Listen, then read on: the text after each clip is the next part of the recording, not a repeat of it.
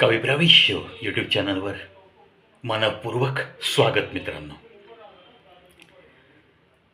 आज एक धक्कादायक बातमी अर्थात ऑस्ट्रेलियातली आहे म्हणून ठीक आहे, पण पुढच्याच ठेच मागचा शहाणा ही म्हण नक्की लक्षात ठेवावी लागेल आणि आपल्याला सुद्धा डोळ्यात तेल घालून लक्ष ठेवावं लागेल अशा प्रवृत्तीच्या माणसांकडे. काय घडलंय ऑस्ट्रेलियामध्ये? ऑस्ट्रेलियामध्ये एकेकाळी वय वर्ष 10-12 असताना शरणार्थी म्हणून आलेले एक अफगाणातील मूळ मुस्लिम आणि दुसरी व्यक्ती सिरियामधील मूळ मुस्लिम, एक मुलगी आणि एक मुलगा, दोघांचा मूळचा धर्म मुस्लिम. मग तो आता अफगाणिस्तानातला आणि सिरियातला का असेना, मुस्लिम कंट्रीजच, सुप्रसिद्ध मुस्लिम कंट्रीज आहेत त्या. आता त्यावेळी काही परिस्थिती निर्माण झाली आणि यांना शरणार्थी म्हणून ऑस्ट्रेलियाने स्वीकारलं. लहान मुलं होती तेव्हा ती. माणुसकीच्या दृष्टिकोनातून त्यांना ऑस्ट्रेलियाने शिकण्याची मुभा दिली. ऑस्ट्रेलियामध्ये ते यथोचितरित्या मेडिकलचं शिक्षण घेऊन डॉक्टर झाले. त्यांना नागरिकत्व पण बहाल केलं. त्यांना चांगल्या हॉस्पिटलमध्ये नोकऱ्याही मिळवून दिल्या. म्हणजे ऑस्ट्रेलियन सरकारने जे काही आपल्या ऑस्ट्रेलियातल्या मूळ निवासी लोकांसाठी जे ते सरकार करतं त्या सर्व सुविधा या दोघांनाही उपलब्ध करून त्यांचं आयुष्य स्थिर स्थावर करण्यास मदत केली. आता तुम्ही म्हणाल, मग यात काय ऐकलं तुम्ही? पुढची कहाणी मी तुम्हाला सांगतोय की याच दोघांनी माणुसकीला काळीमा फासण्याचं काम केलंय. अर्थात जर शिकवणच ती असेल आणि जर मेंदू तसाच घडला असेल, शरणार्थी म्हणून येण्याच्या आधी जे काही संस्कार झाले असतील किंवा नंतर मॅच्युरिटी सेन्स वापरून जे काही स्वतःवर संस्कार करून घेतले असतील धार्मिक अंधतेमुळं, तर ते जाणं शक्यच नाही ना. म्हणजे धर्मनिष्ठा जर इतकी पराकोटीची असेल त्यांची आणि मग कोणी मदत केली, कोणी आपल्याला बनवलं हे जर ते विसरून जाणार असतील, तर मग ती गोष्ट त्या रक्तातच आहे हे आपल्याला वारंवार दिसून आलंय. या ऑस्ट्रेलियातल्या 2 डॉक्टरांनी स्वतः कबुली जबाब दिल्याचं बाहेर येतंय. आता काय दिला कबुली जबाब? की ज्या वेळेस ऑस्ट्रेलियामध्ये कोणी इस्रायली नागरिक, यहुदी नागरिक इलाजासाठी आला आणि ज्या वेळी त्यांना त्याचे इलाज करायचे आहेत अशी परिस्थिती निर्माण झाली, त्यावेळी त्यांनी जिहादी प्रवृत्ती वापरून त्यांना चुकीची औषधं दिली किंवा त्यांना मारण्यासाठीच प्रयत्न केला. म्हणजे मेडिकल एथिक्सच्या अगदी टोकाला विरुद्ध जाऊन एखादा रुग्ण डॉक्टरकडे जेव्हा विश्वासाने येतो तेव्हा त्याचं जीवन वाचवणं हेच त्या डॉक्टरचं आद्य कर्तव्य असतं.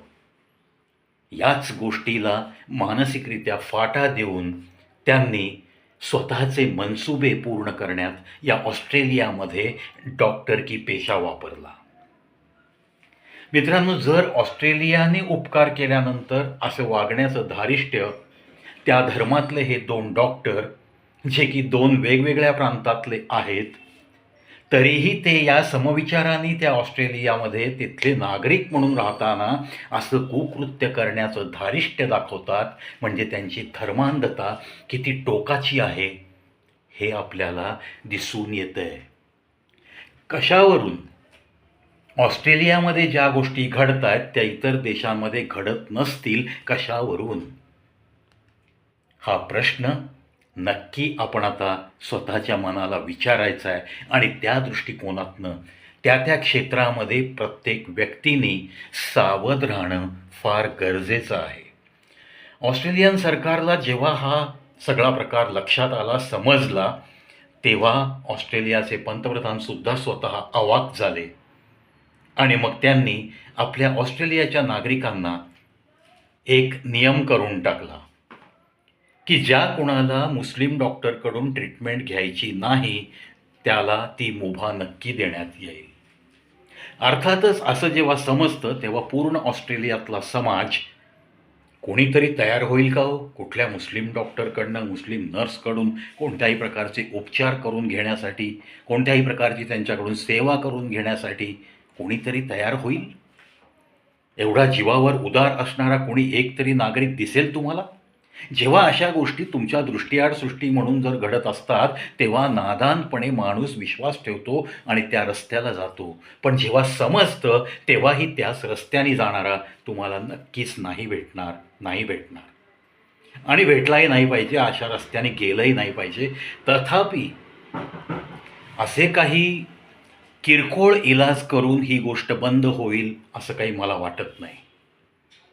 म्हणूनच जर हे डॉक्टर लोक कबूल करत असतील की आम्ही इस्रायली आणि यहुदी माणसांना विष देऊन मारलं किंवा चुकीच्या गोळ्या औषधं दिली आणि त्याला मृत्यूच्या पंथाला लावलं, असं जर हे कबूल करत असतील तर हा मेडिकल एथिक्सचा सरळ खून आहे.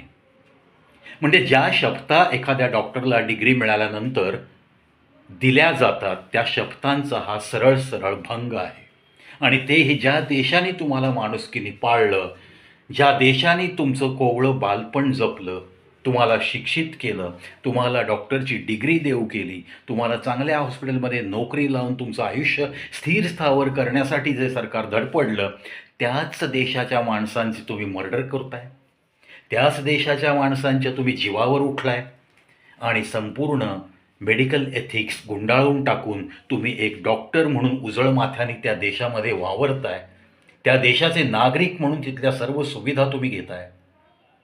अतिशय लाजिरवाणी पण तितकीच मनस्वी चीड आणणारी ही घटना आहे. मित्रांनो, ऑस्ट्रेलिया हा तर खूप छोटा देश आहे.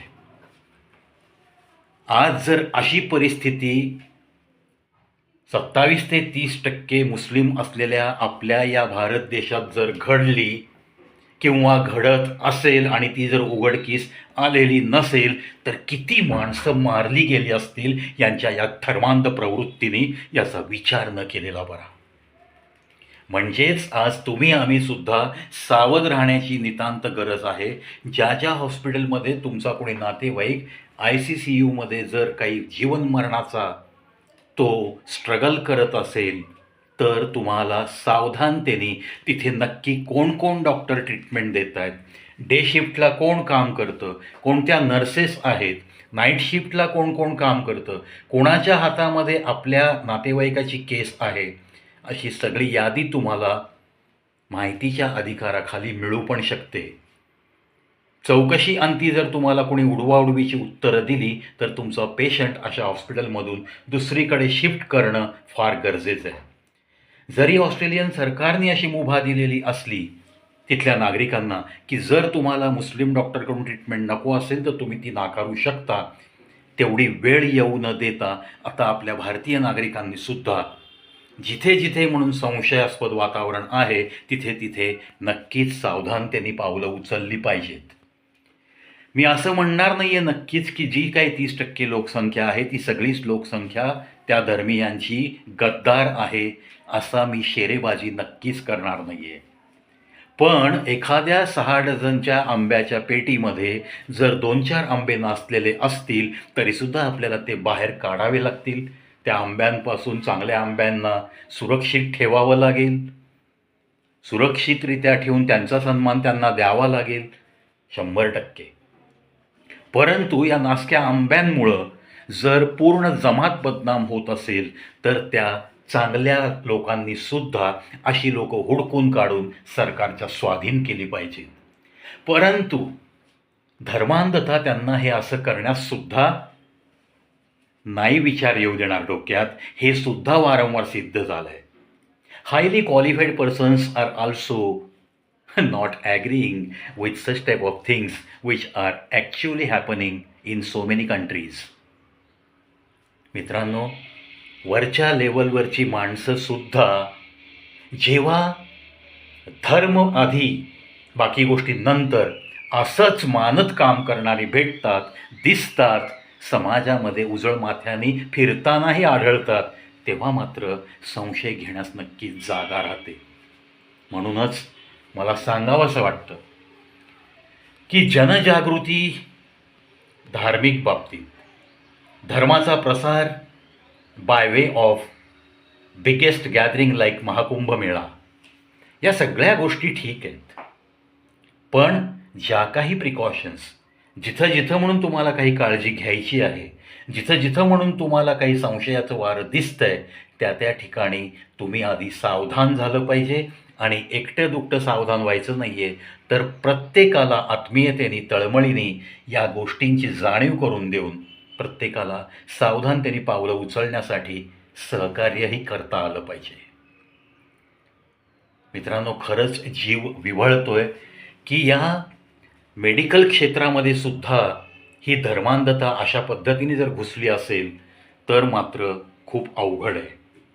तुम्ही एक छोटासा विचार करा की तुम्ही ज्या मोहल्ल्यात राहताय, ज्या शहरात राहताय, तिथे खूप मोठ्या प्रमाणात जातीय दंगली उसळल्या आणि एकमेकांवरती दोन्ही जाती धर्माच्या लोकांनी तलवारींनी वार केले. त्यानंतर तुम्ही जे जखमी लोक आहेत ते जर दवाखान्यात गेले आणि तिथल्या जर मुस्लिम डॉक्टरनी हिंदूंना जर विषच दिलं सलाईनमधनं, किंवा हिंदू डॉक्टरांनी मुस्लिम वार करलेल्या रुग्णांना जर विष दिलं, तर हे मेडिकल एथिक्सच्या बाहेरचं आहे की नाही?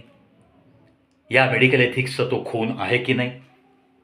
मी मुद्दाम दोन्ही धर्माची माणसं असं जर करत असतील तर तो मेडिकल एथिक्सचा नक्की खून ठरतो. आज ऑस्ट्रेलियामध्ये या गोष्टी जगजाहीर झालेल्या आहेत. तशा पद्धतीने मला तर नक्कीच खात्री आहे की हिंदुत्व, हिंदू डॉक्टर कधीही अशा नीच थराला जाणार नाही, गेलेला आढळला नाही. तरीही मी दोन्ही धर्माच्या डॉक्टरांनी जर असं केलं असा मी वाक्प्रचार वापरतोय. मित्रांनो, अतिशय निंदनीय अशी बाब या ऑस्ट्रेलिया देशात घडलेली आहे. या सगळ्या डॉक्टर क्षेत्राला, या मेडिकल क्षेत्राला अक्षरशः काळीमा फासणारी घटना आहे. चला आशा करूयात की ऑस्ट्रेलियामध्ये याच्याबद्दल जे काही असेल ते संशोधन नक्की होईल. जे काही तिथे इन्क्वायरी करायची आहे, किती पेशंटना त्यांनी असं जहर दिलेलं आहे, असं विष दिलं आहे, अशी चुकीची औषधं देऊन मृत्यूच्या पंथाला लावलं आहे, ह्या सगळ्या इन्क्वायरीज अतिशय डीपली तिथं नक्की होतील. आणि त्यानंतर मी तर ऑस्ट्रेलियन सरकारला विनंतीच करेन की आता कशा पद्धतीने काळजी घ्यायची आहे किंवा तुम्ही काय निर्णय घेतला पाहिजे हे आता अक्षरशः तुमच्या ऑस्ट्रेलियाला सुद्धा शाळकरी मुलगासुद्धा तुम्हाला सांगू शकेल, असंच मी इथं नमूद करतो. चला, भारतीय लोकांनासुद्धा, आपल्या या हिंदुस्थानातल्या मेडिकल क्षेत्रातल्या लोकांनासुद्धा नम्र विनंती करीन, जर काही मुस्लिम धर्मीय टॉपमोस्ट डॉक्टर असतील तर त्यांच्या मनामध्ये इतक्या पराकोटीची धर्मांधता आली नाही पाहिजे. रुग्ण हा फक्त रुग्ण असतो, तो कुठल्याही जाती धर्माचा नसतो आणि त्याचा जर जीव जाणार असेल तर जीव वाचवणं इतकंच कर्तव्य कोणत्याही जाती धर्माच्या डॉक्टरचं असतं, असेच मेडिकल एथिक्स सांगतो ना. बस ते एथिक्स पाळत जी काही त्या नियमावली आहे, डॉक्टर झाल्यानंतर शपथा तुम्हाला ज्या दिल्या जातात त्या तंतोतंत पाळत प्रत्येक धर्माचा, कोणताही जाती धर्माचा डॉक्टर आपापलं काम करेल, याच अपेक्षेसह या व्हिडिओमध्ये एवढीच आशा मी समाजाकडनं करतो. आणि जिथं जिथं म्हणून धर्मांधता आहे त्याच्यावरती प्रहार करण्यासाठी मी त्या त्या धर्मातल्या क्वालिफाईड लोकांनासुद्धा आमंत्रित करतो आहे. त्यांनी स्वतःहून मोठेपणाने अशा लोकांना वठणीवर आणण्यासाठी पावलं नक्की उचलावीत, अशीच मी सर्व समाजातर्फे त्यांना विनंती करेन. आणि या व्हिडिओत इथंच थांबतो. जय हिंद, जय भारत.